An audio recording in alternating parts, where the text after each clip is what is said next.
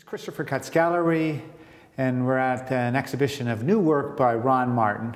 And the new piece, as you can see, is behind me. And as you see, it's this incredible installation called River of Chroma Doubled. And as you can see, it's a dazzling array of color and texture, and it's massive, and it overwhelms, and well, it's absolute visual delight. I thought I'd give you a little bit of history on how this particular piece came about. I'd say maybe 15 years ago, Ron was in need of some white paint, and he had some kicking around, but it had degraded to such a state that it was become lumpy and unusable. So he took a screen and put it over top of a coffee tin, an empty coffee tin, and he strained the paint through that and got rid of the crud, etc. And once he had finished, he pulled the screen off and thought it was of some interest and tacked it on his studio wall. And what I happen to have here is absolutely that particular piece. So this is the actual prototype of the installation that you see behind me, River of Chroma Doubled.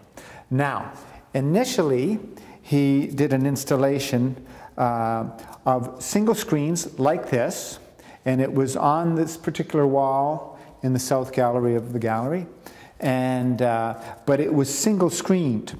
Unlike this particular installation, which he calls doubled, and if I draw your attention over here, this is the prototype to this particular installation. And what he has done is he's fastened two of these screens that have had paint pushed through them and painted on, etc. And so, ergo the title, River of Chroma Doubled. Now we're in the North Gallery, and we're looking at a display of seminal works from the 1970s and 90s. Just behind me right here is a painting called Needful from 1974.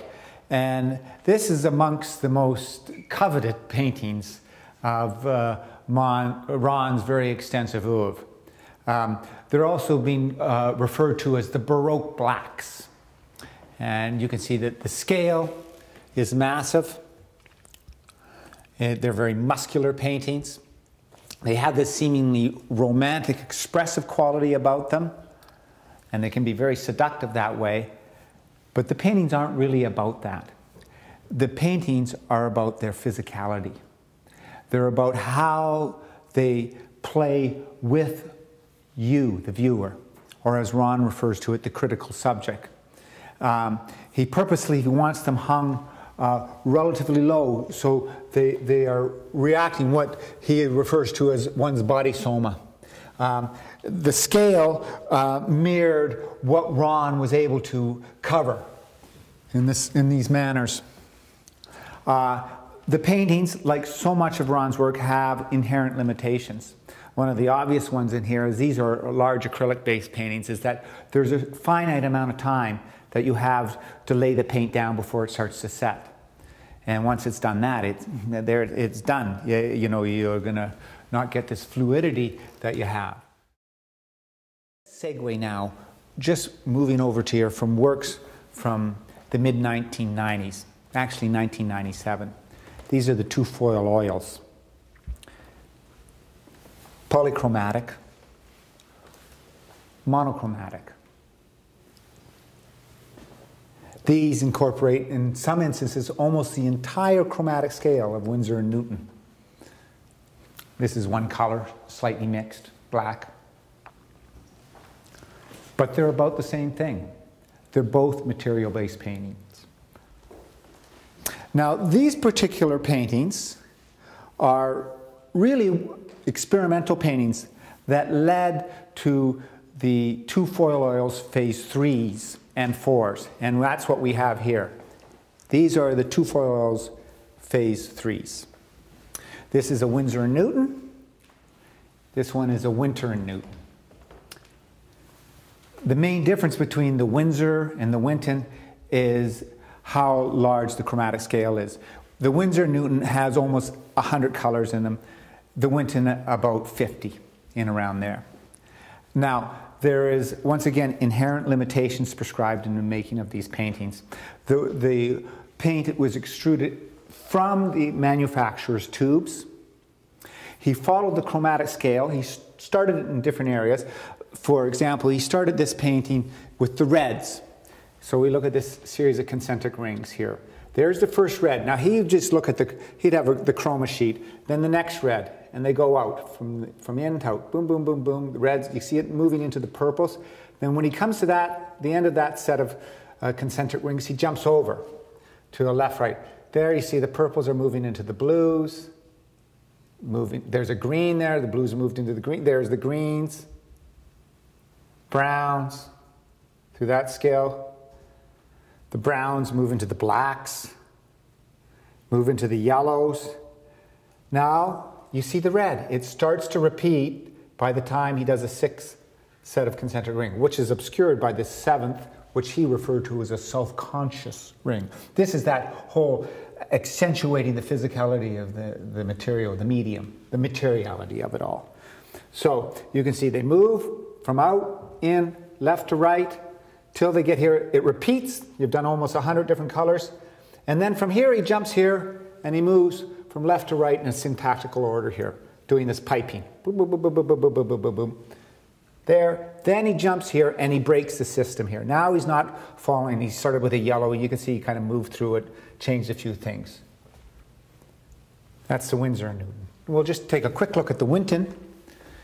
Winton is a slightly cheaper version of the Winsor. It's not quite as rich. As you can see, there's a certain luminosity in that because there's just more pigment in the Winsor & Newton.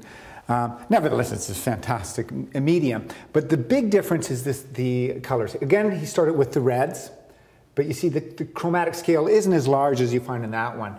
Moving through the blues, the greens, the browns, the yellows, and it repeats itself by the time it gets to the third ring, where it didn't repeat itself until the sixth ring.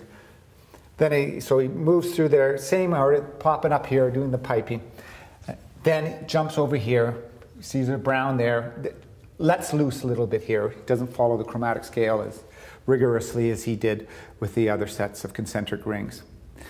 The Winton have a certain contrast about them. They seem, maybe I should say, a little bit more balanced all over because of the fact that they repeat faster. These ones are slower, if I could say, slower moving paintings, rich, but you see, it's more kind of an analogous chromatic scale, where these ones you see bump a little bit more over, boom, jump, a little more contrasty, a little more all over. Move over to this particular painting, which is from 1976, which you can see is obviously related to the Baroque black needful that we just looked at. This is what is called a mass plain black. And I'll tell you, this is a beast, this painting. I would say it's probably 250, 300 pounds, this particular painting. They have been much heavier. I think there's one in the National Gallery that was tipped over 400 pounds. So there's this solid coat of acrylic paint. There, once again, this sort of mass about them is they really encroach upon our environment. They're there. You can feel the weight of the painting. There's a certain kind of energy, truncated. So, of course, it's not as romantic as Needful, which had those gestural elements. This is more of kind of just a pour element. Okay, but once again, it's all about the material. Material-based painting, it's about the paint. One color, 100 colors. This is a two-foil oil phase 4. And the big difference between the phase 4, besides this obvious sort of all-over color thing, is Ron has introduced an element of intuition, of chance in these ones. He hasn't held to this rigor of chasing the chromatic scale from the middle of the concentric rings to the outsides. He's actually had a bunch of tubes of paint that were partially left over, and in some instances he would even just grab in the bag and say, what tube did I have? Oh, I got a green here, and would do it, and then you'd have to finish it off this way. So these have the same set of 7 sets of concentric rings, the piping, the format is the same, they're 30 inches by 22 inches. They have that self-conscious 7th ring sitting on top of the paint, but we're not following the rigor of the chromatic scale like we have in the phase 3s.